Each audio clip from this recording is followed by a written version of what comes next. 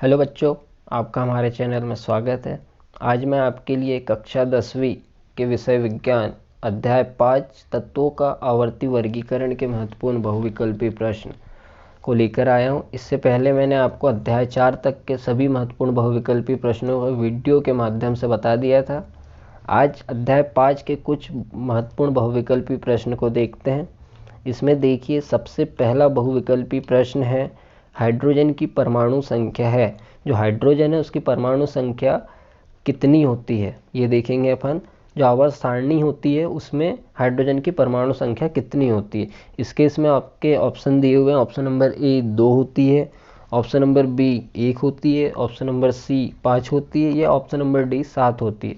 तो हाइड्रोजन होती है उसकी परमाणु संख्या आवर्त सारणी में कितनी होती है, 1 होती है। तो इसका सही उत्तर क्या हो जाएगा, 1 हो जाएगा। हाइड्रोजन का परमाणु संख्या कितनी होती है, 1 होती है। अब इसके बाद देखेंगे अपन नेक्स्ट क्वेश्चन नंबर 2, आवर्त तालिका का निर्माण किसने किया। आवर्त तालिका या आवर्त सारणी का निर्माण किसने किया। तो इसमें ऑप्शन है थॉमसन, मेंडलीफ, रदरफोर्ड या इनमें से कोई नहीं। तो जो आवर्त तालिका दी गई थी उसका जो निर्माण किसने किया है, मेंडलीफ ने किया है। तो इसका सही उत्तर क्या हो जाएगा, ऑप्शन नंबर बी हो जाएगा। ऑप्शन नंबर बी हो जाएगा। तो इसका सही उत्तर क्या है, मेंडलीफ ने आवर्त सारणी का निर्माण किया है। जो पुरानी आवर्त सारणी उसका निर्माण मेंडलीफ ने किया है, और जो अभी आधुनिक आवर्त सारणी उसका निर्माण मोसले ने किया है। तो अगर आपको केवल आवर्त सारणी आता है तो उसमें क्या लिखोगे आप, मेंडलीफ ने किया है। और अगर आधुनिक आवर्त सारणी का निर्माण की बात की जाए तो किसने किया है, मोसले ने किया है। ठीक है।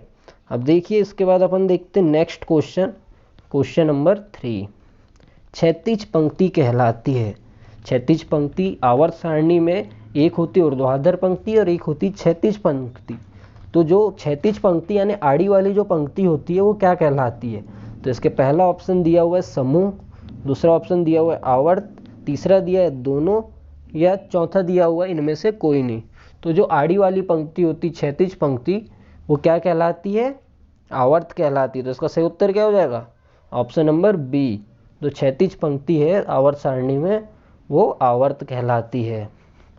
अब इसके बाद देखेंगे अपन नेक्स्ट क्वेश्चन नंबर 4, ऊर्ध्वाधर स्तंभ कहलाते हैं।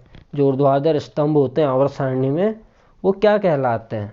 तो इसका ऑप्शन नंबर ए दिया हुआ है आवर्त, ऑप्शन नंबर बी दिया है समूह, ऑप्शन नंबर सी दिया है स्तंभ, और ऑप्शन नंबर डी दिया है इनमें से कोई नहीं। तो जो आवर्त सारणी में जो ऊर्ध्वाधर स्तंभ होते हैं वो क्या कहलाते हैं, समूह कहलाते हैं। तो इसका सही उत्तर क्या हो जाएगा, ऑप्शन नंबर बी। सही उत्तर क्या हो जाएगा, ऑप्शन नंबर बी, समूह कहलाते हैं। ऊर्ध्वाधर स्तंभ में जो होते हैं, ऊर्ध्वाधर स्तंभ आवर्त सारणी में वो क्या कहलाते हैं, समूह कहलाते हैं। तो इसका सही उत्तर क्या हो जाएगा, ऑप्शन नंबर बी, समूह। अब इसके बाद देखेंगे अपन नेक्स्ट क्वेश्चन नंबर 5 क्या दिया है, प्रथम आवर्त में कितने तत्व होते हैं। जो आवर्त सारणी है उसमें प्रथम आवर्त में कितने तत्व होते हैं। ऑप्शन दिए हुए हैं आपको 2, 8, 6 या 4। तो प्रथम आवर्त में कितने तत्व होते हैं, केवल 2 तत्व होते हैं। तो इसका सही उत्तर क्या हो जाएगा, ऑप्शन नंबर ए। ऑप्शन नंबर ए क्या दिया हुआ है, 2। तो प्रथम आवर्त में कितने तत्व होते हैं, 2 तत्व होते हैं। इसका सही उत्तर क्या हो जाएगा, ऑप्शन नंबर ए। अब इसके बाद देखेंगे अपन क्वेश्चन नंबर 6 क्या दिया हुआ है, कौन सा हेलोजन सर्वाधिक क्रियाशील है। हेलोजन पता है आपको कौन कौन से होते हैं, फ्लोरीन, क्रोमीन, ब्रोमीन, आयोडीन। जो समूह 17 के तत्व हैं वो क्या कहलाते हैं, हेलोजन कहलाते हैं। तो इसमें ऑप्शन दिया है क्लोरीन, और ये एफ है ओनली, ई नहीं है, ये क्या है, एफ है। इसमें एफ ही ना होते हुए एफ है, एफ मतलब होता है फ्लोरीन। अब इसके बाद देखिए आप, तो इसका ऑप्शन नंबर सी दिया है ब्रोमीन, और ऑप्शन नंबर डी दिया हुआ है आयोडीन। तो इसका सही उत्तर क्या हो जाएगा, option number B, F. F मतलब फ्लोरीन। तो सबसे ज़्यादा क्रियाशील जो हेलोजन है वो कौन सा है, एफ यानी फ्लोरीन है। अब इसके बाद देखेंगे आप क्वेश्चन नंबर 7 क्या दिया हुआ है, अष्टक नियम किसने दिया।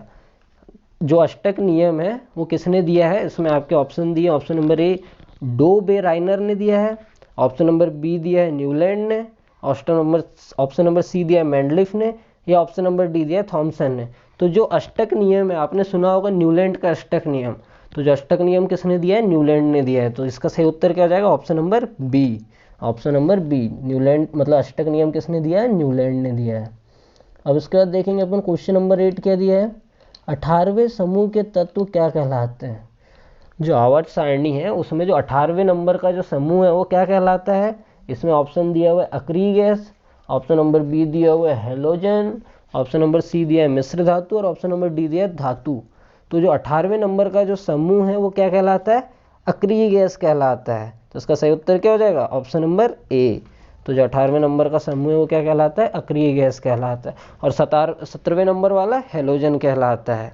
ठीक है, अब इसके बाद देखते हैं अपन नेक्स्ट क्वेश्चन क्या दिया है। क्वेश्चन नंबर 9, 17वें समूह क्या कहलाते हैं? अभी मैंने बताया था आपको 17वें समूह क्या कहलाते हैं। ऑप्शन दिए हेलोजन, अक्रिय गैस, उपधातु और मिश्र धातु। तो इसका सही उत्तर क्या आ जाएगा? ऑप्शन नंबर ए, हेलोजन कहलाते हैं। जो 17वें नंबर का समूह है वो क्या कहलाता है? हेलोजन कहलाता है, जिसमें क्या क्या आते हैं? फ्लोरीन, क्लोरीन, ब्रोमीन और आयोडीन आते हैं। ये बहुत क्रियाशील वो होते हैं यार, इस समूह के जो तत्व हैं वो बहुत क्रियाशील होते हैं।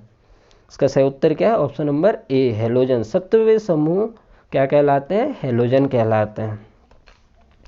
अब इसके बाद देखते हैं अपन क्वेश्चन नंबर 10, किस तत्व तक अष्टक नियम उपयोगी है? जो न्यूलैंड का अष्टक नियम है वो कहाँ तक उपयोगी है?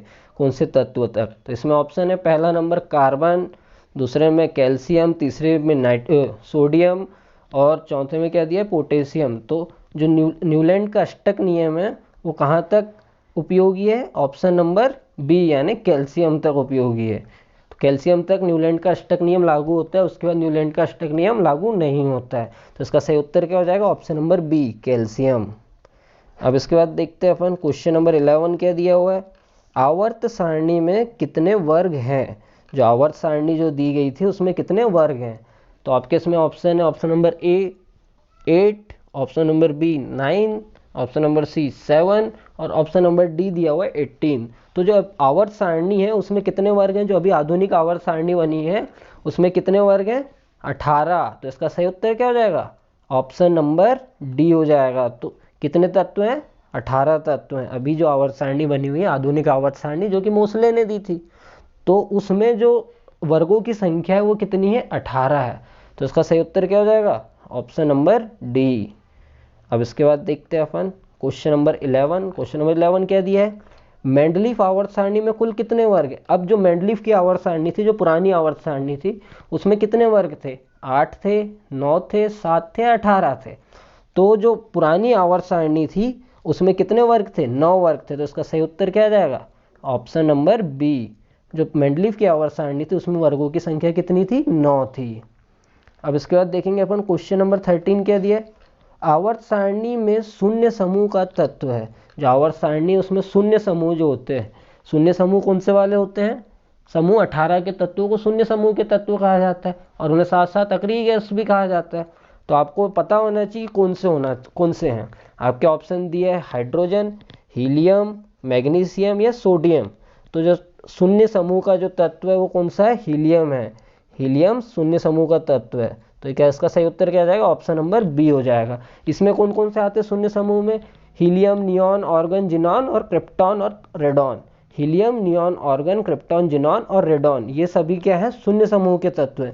इन्हें अक्रिय गैस भी कहा जाता है, उत्कृष्ट गैस भी कहा जाता है और नोबल गैस भी कहा जाता है। अगर शून्य समूह की जगह अक्रिय गैस भी आता या वहाँ पर आ जाता उत्कृष्ट गैस, तो इसका सही उत्तर क्या था? हीलियम था। तो आवर्त सारणी में जो शून्य समूह का तत्व है वो क्या है? हीलियम है।